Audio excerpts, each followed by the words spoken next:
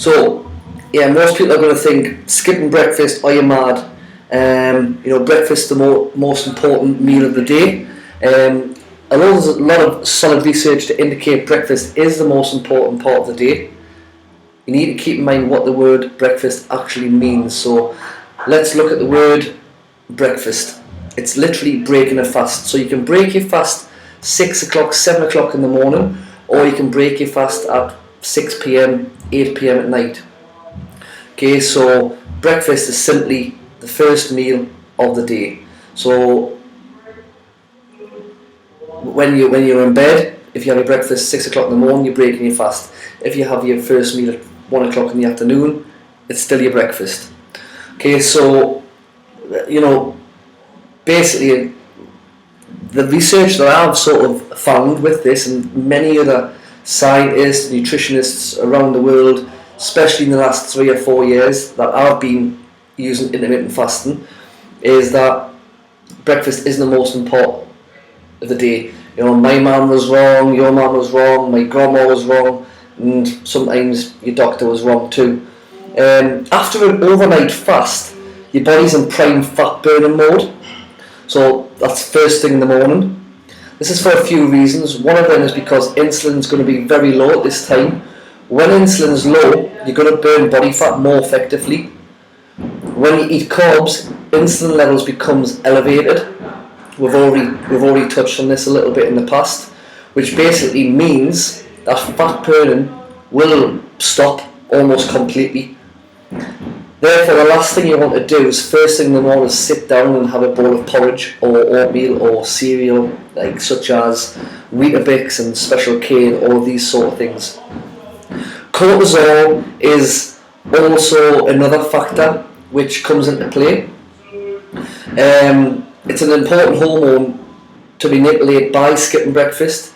In normal individuals, cortisol levels peak between 7 a.m. and 9 a.m. each day. So many people are familiar with cortisol, and we've been talking about this quite a lot.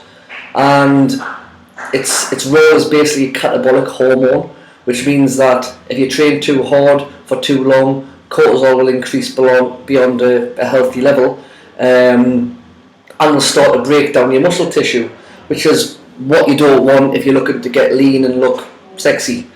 First thing in the morning, however, cortisol will help break down body fat by increasing the release of fatty acids to be burned for energy. Growth hormone, which we're going to look at a little bit in this presentation, will also increase during the early morning, but only if you keep insulin levels low by skipping breakfast or delaying having breakfast. Growth hormone, as you probably know, burns fat and builds muscle. So the more we can increase this hormone, the better we're going to look, basically.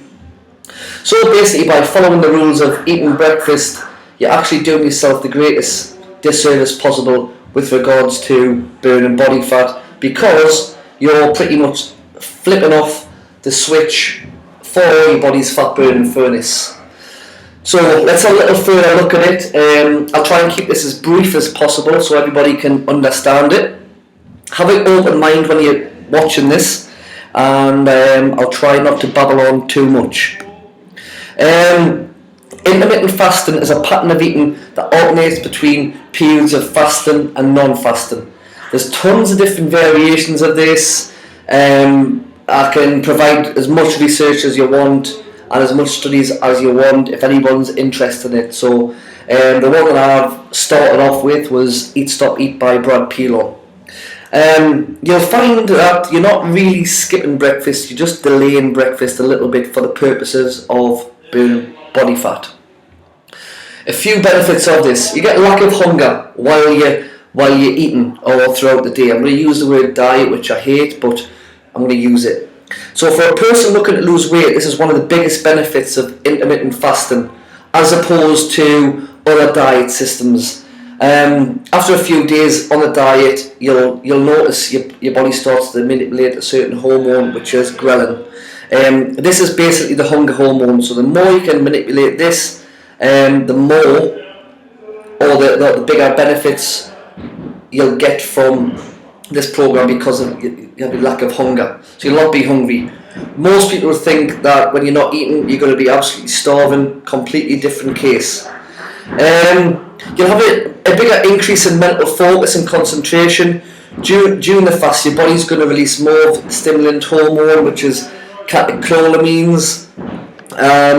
Your mental focus will increase, your productivity will go through the roof, and you'll just be much more involved in what you're doing. The final thing we're going to look at is you're going to burn much more body fat.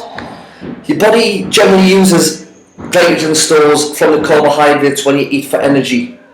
However, while you're fasting, your body gradually switches from glycogen stores to using your own body fat as energy.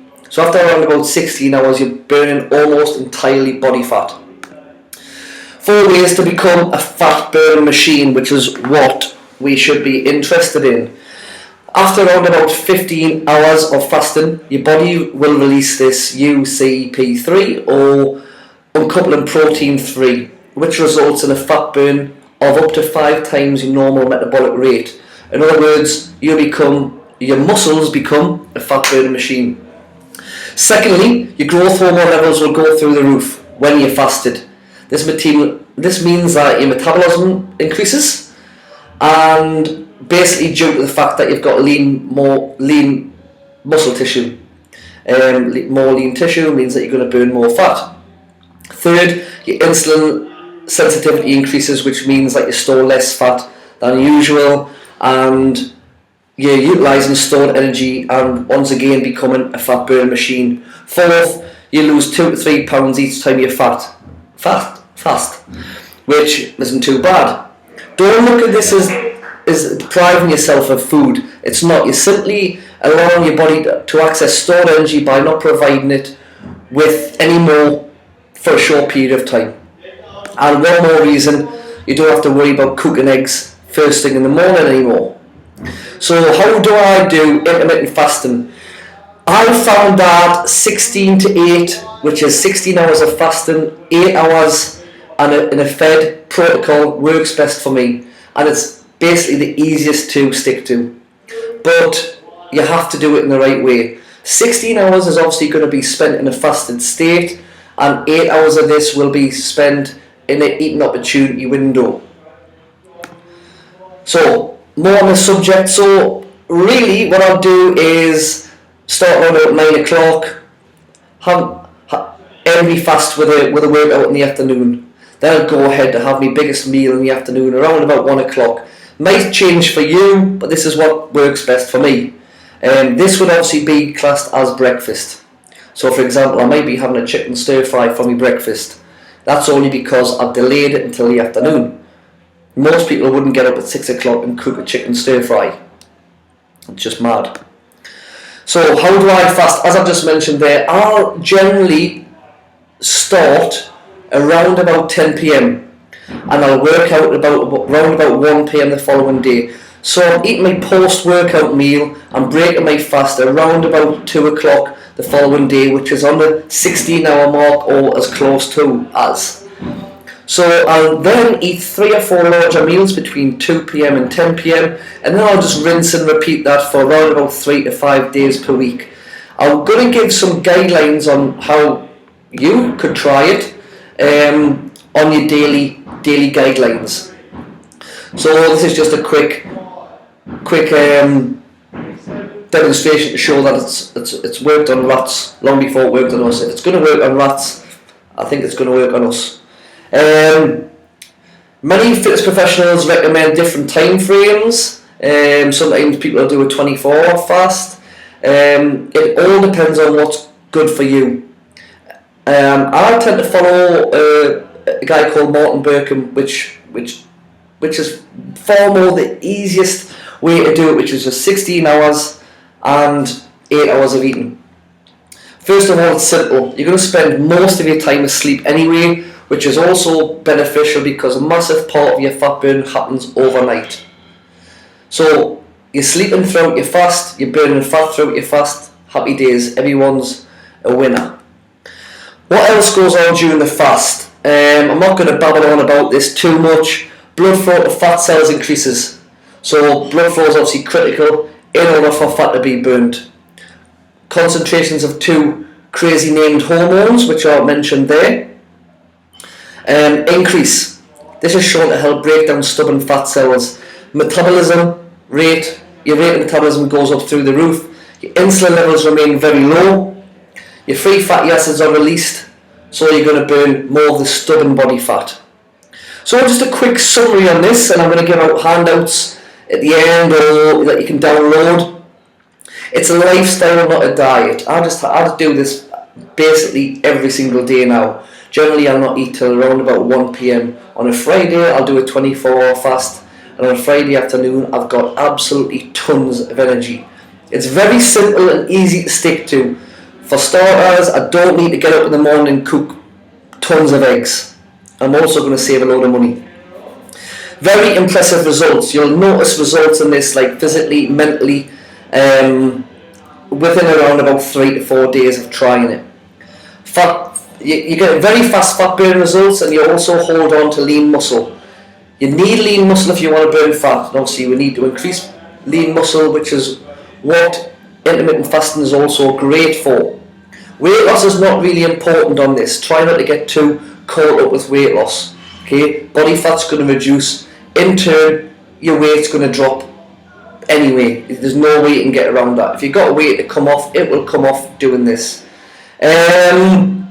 That is basically it on intermittent fasting. I would watch through this presentation again, and make sure that you're downloading the handouts with the frequently asked